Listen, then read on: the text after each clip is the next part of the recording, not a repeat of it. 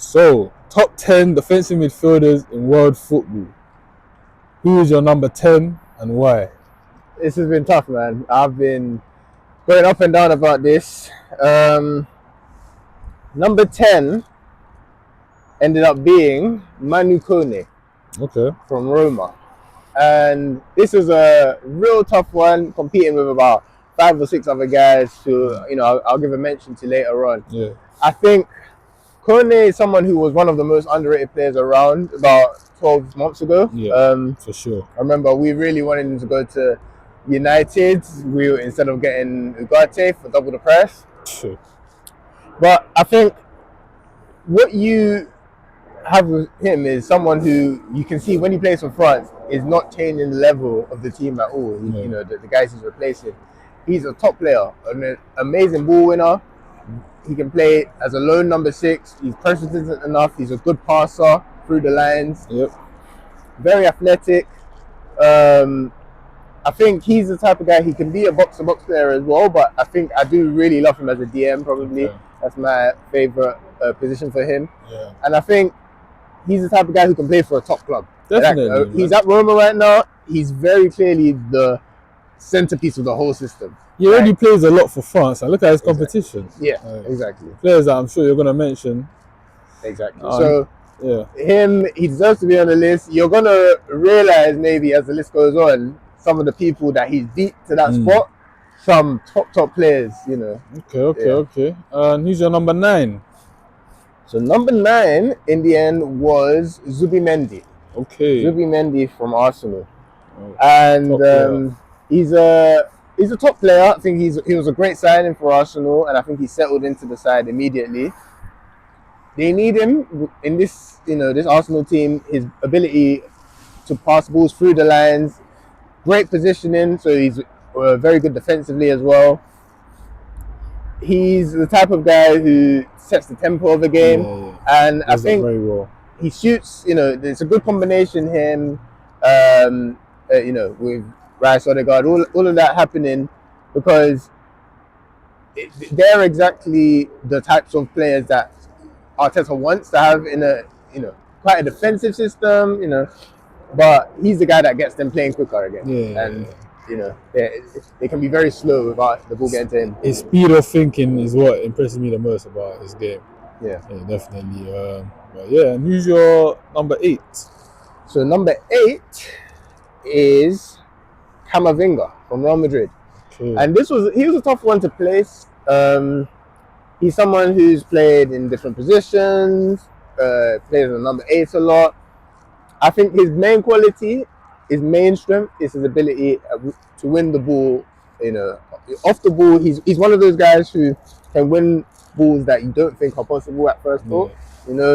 Similar in some way to Kante in terms of how he used to win the ball. I'm not going to say it's N'Golo Kante, but that's his special gift for me. He's also very press resistant, can drive with the ball really well, and I think he's not one of the best passers as a DM in the world, but he's good enough at it to play at a high level. He can play as a lone DM, and he makes smart passes as well, man. Exactly. He's got a good short game. Exactly, he's got a good brain. Dictate the tempo. Yeah, he's got a really good brain. I think, similarly to some top players in the past, like Edgar Davids. I love him as a player, but I think the competition is just crazy. That's what it is.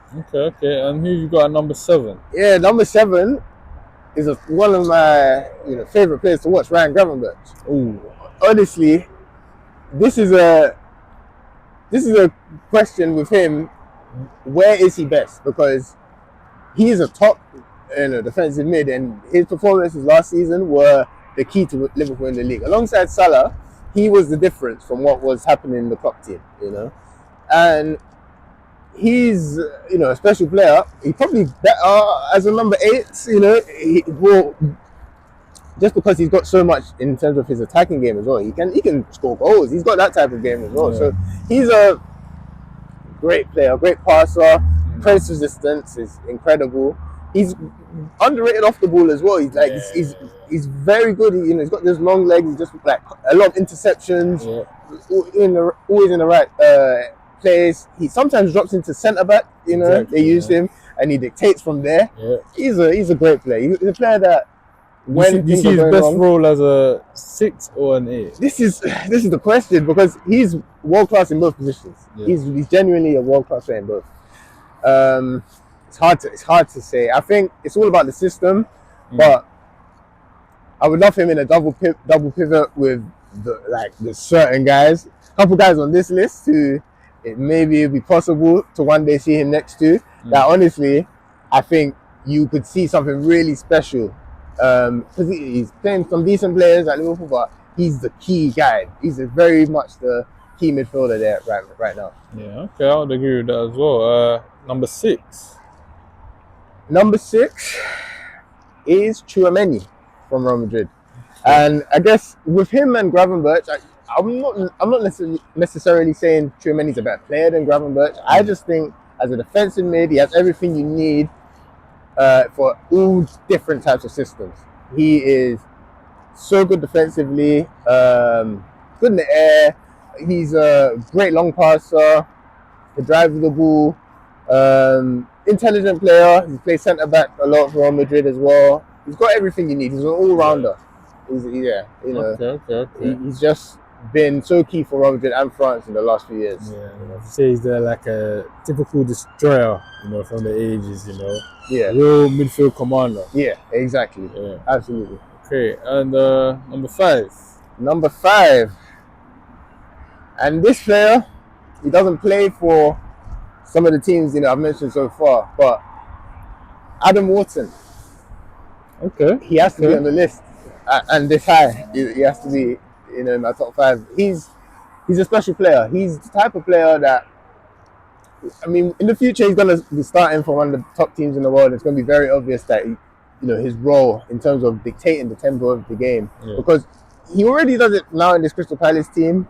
Very clearly their key player, where the basis of everything good that's happening there. And he's got everything you need, but also he's got this brain that allows him to play passes so quickly that you don't really see. Sometimes I'm watching a game and it's something that just comes out of nowhere. You don't even see it. He spots it. I have the needle passes. Both-footed. He's very good defensively as well, because he presses well. He's in. I think the system helps him, at Palace, but in the right, he can play a different system, 100%. It's just about, allowing him to get on the ball, and dictate the game. He's such an intelligent player, but he's also such a technical player as well. Yeah, so exactly. Those are usually the best players. His first touch. But with the ball at his feet, there's not many better players out there, honestly.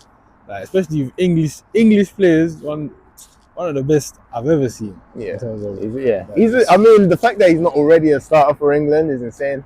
I understand he plays Crystal Palace, blah blah blah, but listen, he's someone he could definitely be the difference in England actually winning the World Cup. England have a team that can compete, and he has to start. It's as simple as that. I agree. And who's your number 4?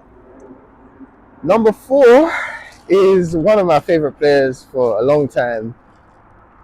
And, I even struggled to put him this low just because I love him so much. But Joshua Kimmich. Oh, wow. Okay. Yeah. Joshua Kimmich at number 4. And it's because I just think if I compare to the guys next to him, maybe he needs a little bit more help on the off the ball aspect. If we're talking about really dominating a top midfield, could he play next to I think of guys from the back who are top players like Cesc Fabregas or Paul Pogba, who could play as number 8. But you want a DM who's going to be the last line of can be isolated and a big tackler. I started with all of that to say this guy is one of the most intelligent players in the world. His playing of passes through the lines is maybe the best in the world. He can play those direct long passes to your feet from any position on the pitch. He can play any position really. He is so intelligent. Joshua Kimmich has been Bayern's key player alongside Kane for years now. He's been one of their key players for about a decade. And legend, man. He's a legend of the game. They understand how good he is in Germany. I don't know if he quite gets the respect he deserves worldwide, but a lot of people think he's a right back. Yeah, I know. I mean, he's a great right back. He would be a world-class right back, no doubt about that. Yeah, but he's a better defensive mid. He's a he's a special player. He's a special player. I think he's what that whole Bayern team is built around, and I think it's hard to even say he's below these three that are above him, but they can just play as lone DMs, with no one around them a little bit more. It's tough.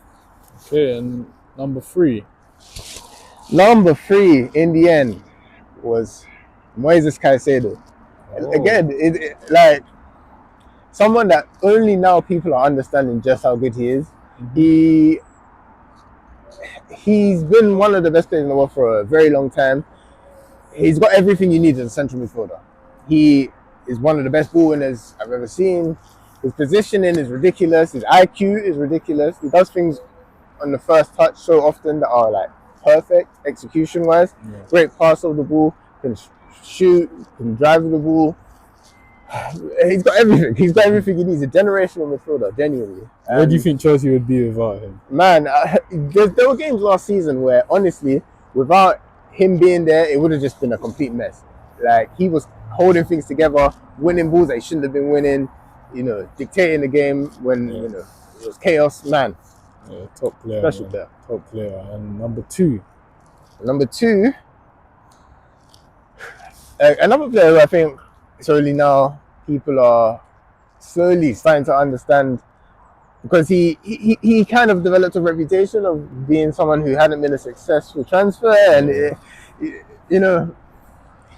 he's a special player. He's a player that there haven't been many of quite like him, just in football in general. Like his press resistance, the ability to pick up the ball deep, dictate through either passing or dribbling is unique. Yeah. And I'm talking about Frankie de Jong.